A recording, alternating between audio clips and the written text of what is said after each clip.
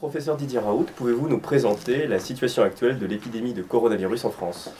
Tout d'abord, le premier point que je voudrais souligner, et je pense que mon équipe a le même sentiment, c'est que je suis d'une certaine façon incroyablement rassuré par le comportement des gens que je vois. Je trouve ça inouï, je trouve qu'on a un soutien extraordinaire, une bienveillance extraordinaire, nombre de messages au soutien, on a des bénévoles, on a des gens qui nous envoient des cadeaux, qui nous encouragent.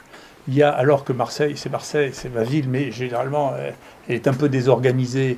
Il y a ici un respect de l'organisation, de la discipline pour les patients. On a 4 fils, tout le monde suit. Il y a des gens extrêmement célèbres que vous rêveriez d'avoir sur un plateau télé qui font la queue comme tout le monde, sans rien dire.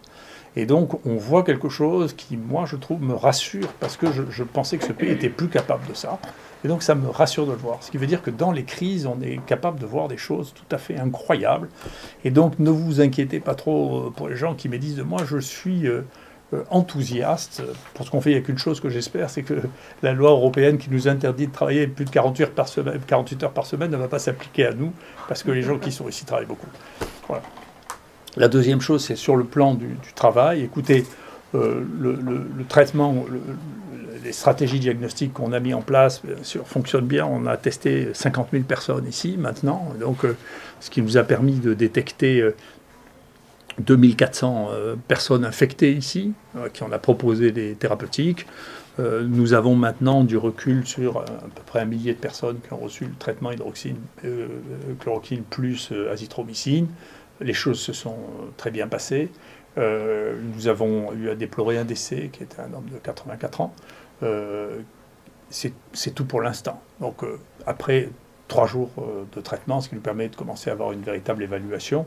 Donc on est très satisfait. Faites attention, ne vous auto-prescrivez pas ça. En particulier, il faut qu'il y ait un médecin qui vous prescrive, il faut que vous ayez un électrocardiogramme, qu'on dose le potassium dans votre sang. Il ne faut pas improviser, ce sont quand même des médicaments, et donc il faut y faire attention. Mais globalement, les résultats qu'on a sont très satisfaisants, et je suis très content que l'équipe chinoise vienne de publier une étude comparative entre l'hydroxychloroquine contre pas de traitement, et qui montre qu'effectivement, dans notre cible, qui sont les gens qui sont modérément malades, diagnostiqués au début, l'hydroxychloroquine a un succès important.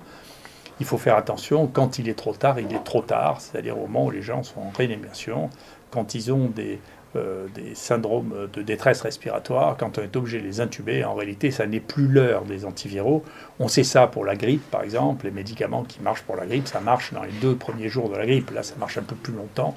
Mais c'est au début qu'il faut lutter contre les virus. Une fois que les lésions sont faites, elles sont un peu irréversibles et on n'arrive plus à les arrêter. Donc, nous, on continue à avoir des données, comme les Chinois, qui montrent que quand on soigne, on détecte les gens, quand on les soigne au début de la maladie, on a des résultats qui évite une évolution défavorable, et on est content que les choses aillent dans ce sens-là. Donc c'est ce que nous avons maintenant et ce dont nous sommes contents en termes de résultats. Bien entendu, on communique ces résultats quotidiennement au ministère de la Santé, à nos autorités de santé, de manière à ce qu'ils en tiennent compte pour les décisions qu'ils ont à prendre.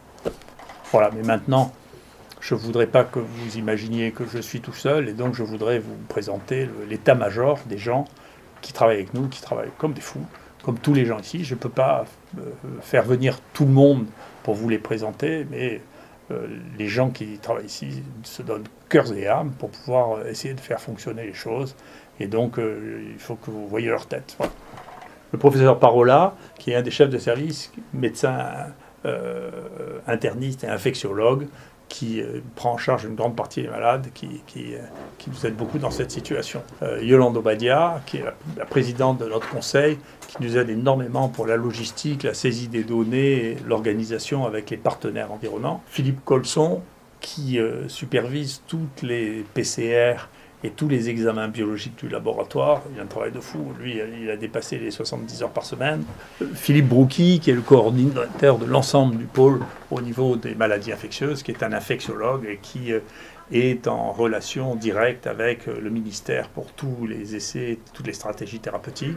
Bernard Lascola, qui est le virologue qui s'occupe de tout l'isolement, les isolements de virus. Il a isolé plus de 600 virus du coronavirus.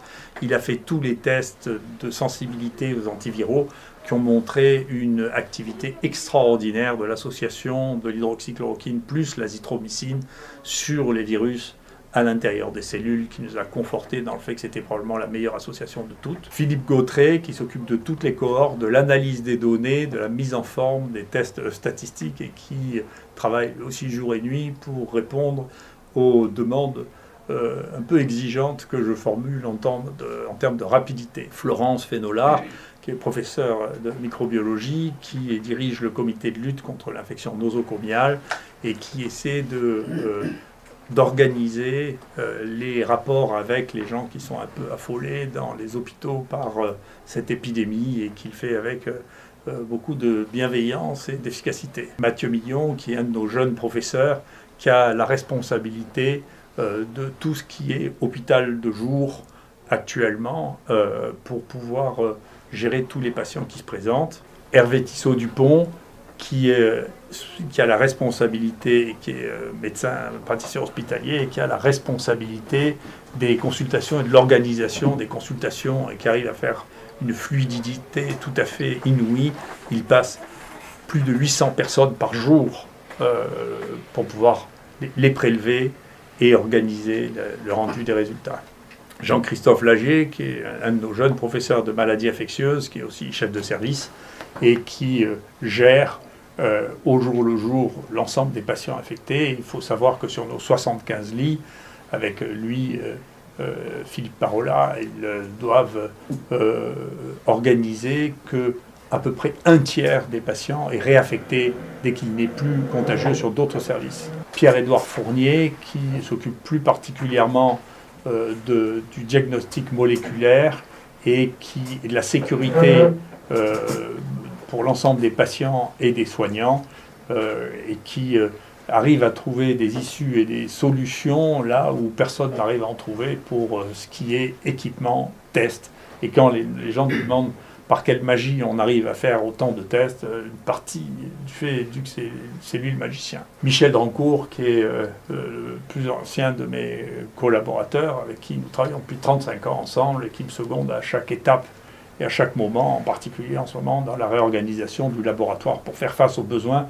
Nous avons besoin de changer pratiquement tous les jours l'organisation du laboratoire pour faire face à l'augmentation de la nécessité. Jean-Marc Rollin est notre spécialiste des anti-infectieux, qu'il s'agisse des antibactériens ou des antiviraux.